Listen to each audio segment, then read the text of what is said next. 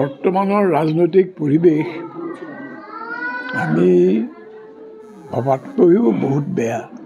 এওঁলোকৰ অভিপ্ৰায় হৈছে গোটেই দেশখন নিজৰ দখললৈ অনা আৰু তেওঁলোকৰ প্ৰিয় পাত্ৰ বুদ্ধি কিছুমান আছে, বৃহৎ ব্যৱসায়ী। চৰকাৰে এওঁলোকৰ কাৰণে সকলো সুবিধা দিছে। বেংক দেউলীয়াই গৈছে। এওঁলোকৰ ঋণ দিওঁতে ঋণ পৰিশোধ নকৰে, চৰকাৰে নধৰে। কথাটো হৈছে যে এই বস্তুটো বৰ্তাই ৰাখিবলৈ হ'লে জনসাধাৰণক দবাই ৰাখিব লাগিব। ক'ৰবাত ৰাম মন্দিৰত প্ৰকাণ্ড ৰাম মন্দিৰ ডাঙৰ এখন পতাকা ধ্বজা উৰালে, সেইটো ডাঙৰ খবৰ।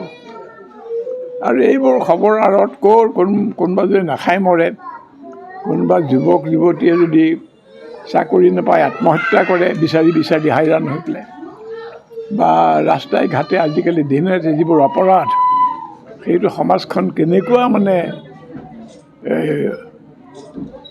অস্থিৰ বিষময় কৰি তুলিছে। এইবোৰ কথা যে মানুহ নাভাবে, সেইকাৰণে পাতল নাচ গান আৰু সাম্প্ৰদায়িক বিদ্বেষ আৰু ঈৰ্ষা বিভিন্ন সংগঠন তেওঁলোকে খোলে।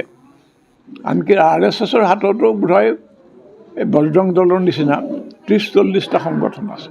এইবিলাক RSSৰ।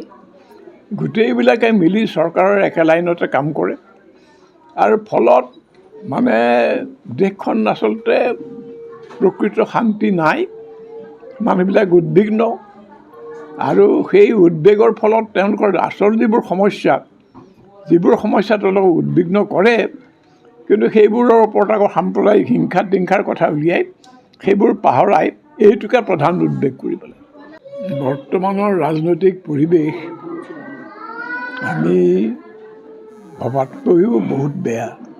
এওঁলোকৰ অভিপ্ৰায় হৈছে গোটেই দেশখন নিজৰ দখললৈ অনা আৰু তেওঁলোকৰ প্ৰিয় পাত্ৰ বুদ্ধি কিছুমান আছে, বৃহৎ ব্যৱসায়ী। চৰকাৰে এওঁলোকৰ কাৰণে সকলো সুবিধা দিছে। বেংক দেউলীয়াই গৈছে। এওঁলোকৰ ঋণ দিওঁতে ঋণ পৰিশোধ নকৰে, চৰকাৰে নধৰে। কথাটো হৈছে যে এই বস্তুটো বৰ্তাই ৰাখিবলৈ হ'লে জনসাধাৰণক দবাই ৰাখিব লাগিব। ক'ৰবাত ৰাম মন্দিৰত প্ৰকাণ্ড ৰাম মন্দিৰ ডাঙৰ এখন পতাকা ধ্বজা উৰালে, সেইটো ডাঙৰ খবৰ। আৰু এইবোৰ খবৰ আঁৰত কোনোবা যদি নাখাই মৰে, কোনোবা যুৱক যুৱতীয়ে যদি চাকৰি নাপায় আত্মহত্যা কৰে বিচাৰি হাইৰাণ হৈ পেলাই, বা ৰাস্তাই ঘাটে আজিকালি দিনে ৰাতি যিবোৰ অপৰাধ, সেইটো সমাজখন কেনেকুৱা অস্থিৰ বিষময় কৰি তুলিছে। এইবোৰ কথা যে মানুহ নাভাবে, সেইকাৰণে পাতল নাচ গান আৰু সাম্প্ৰদায়িক বিদ্বেষ আৰু ঈৰ্ষা বিভিন্ন সংগঠন তেওঁলোকে খোলে। আনকি RSSৰ হাততো বোধহয় বজৰং দলৰ নিচিনা 30-40টা সংগঠন আছে।